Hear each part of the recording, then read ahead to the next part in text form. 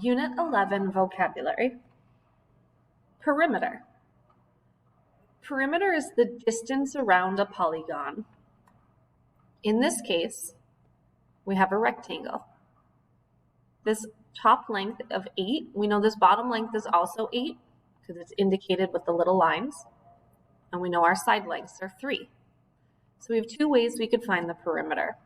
We could plug it into the formula, 2 times length plus 2 times width, or add up all the sides. The perimeter of this polygon is 22. Exponent. The number that indicates how many times the base is multiplied with itself. So our base here is 2. It's raised to the third power. So we could say 2 raised to the third power or 2 cubed. This means we're going to multiply 2 to itself 3 times. So 2 times 2 times 2. 2 times 2 is 4, times 2 is 8. So 2 cubed is 8. 3 in this case is the exponent. Radius. A line segment with one endpoint at the center of a circle and the other endpoint on the circle. So in this case, they've given me the radius. I have one endpoint in the center and one endpoint on the line of the circle.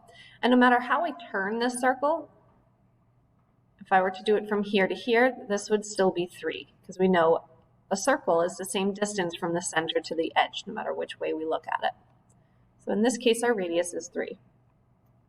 If they give me the length all the way across, I can think of the radius as d, which we'll talk about in a second, divided by 2. So all the way across is d. If we divide this by 2, we will have our radius of 6, because halfway across is 6. To get the other half of the way across, we would have to go another 6 units. So d in this actually stands for diameter. Diameter is a line segment that passes through the center of a circle and has endpoints on the circle. So this is an example of the diameter, right? It passes through the center and it has endpoints on the circle. If I had something like this, it has endpoints on the circle, but we couldn't call that diameter because it's not passing through the center. That would actually be a chord. So in this case, they've given us the diameter of 12. Over here, all the way across, we have 3 on one side, which means from the center to the other edge is also 3. So our diameter would be 6. Circumference. Circumference is the distance around a circle. Kind of like the perimeter for a circle.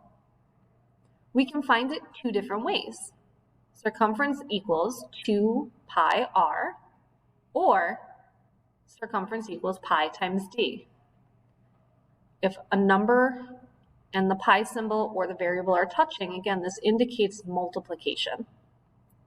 Same with this formula here. This is pi times diameter, and this r stands for radius. So given this circle, halfway across is 2, so the radius is 2. We could plug that into this version of the formula. Or, all the way across, the diameter is 4. So if we wanted to plug into this formula here, we have pi times diameter. Diameter is 4 times pi. Again, commutative property says it's okay to change our order.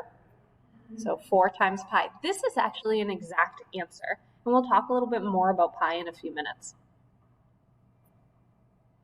Our units for circumference would just be units. So like 4 pi centimeters. This is an exact answer.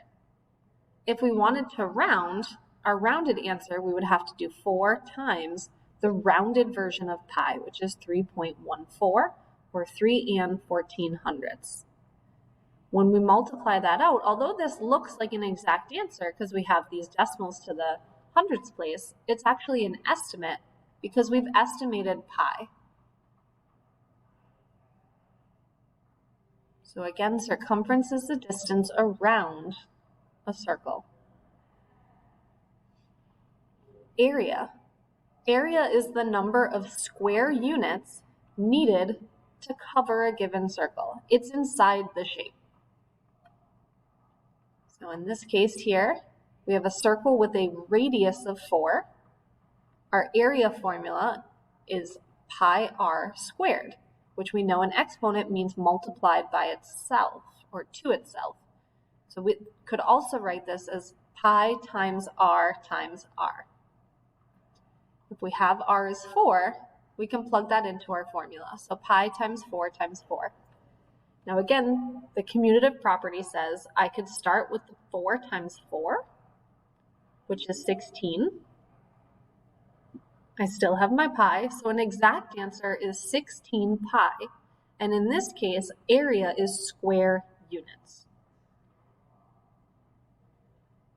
We could then round pi to 3.14 to get area equals 16 times 3.14. Remember, a number touching a parentheses like this indicates multiplication. So an estimated answer, we have area equals 50 and 24/100 square units. Again, area is inside the shape. Circumference is specific to circles. Area we can use, or we can find for any polygon. We would just want to make sure we use the correct formula based on the shape we're finding for. Composite figure. A composite figure is a figure made up of simple geometric shapes. So here we have this figure. We don't have a name for it. We don't have a formula for it. However, if I look here, I can see this is the same as a square and a triangle, both of which we have formulas for. We could then put those together. Over here, we could view this as a triangle and half of a circle. Composite figures. Our last vocab word for this unit, we have pi, which is this Greek symbol here. And pi is the ratio of circumference of a circle to the diameter of that same circle. A rational number rounded to 3.14. So again, pi is the ratio. It's a mathematical constant. It doesn't change. It's always going to be represented by the same number. It's a ratio of circumference to diameter. So no matter how large or small my circle, if I divided its circumference, the distance around it, by its diameter, the distance all the way across, so in this case, my circumference divided by 6, I would get this mathematical constant. Pi is irrational. It's non-repeating and does not end. So irrational, it can't be represented by a fraction. However, using 3.14 is a rational number that we round to. Represented as a fraction, it would be 22/7. So pi actually goes on forever and it never repeats. And we use it when finding the area and circumference of circles.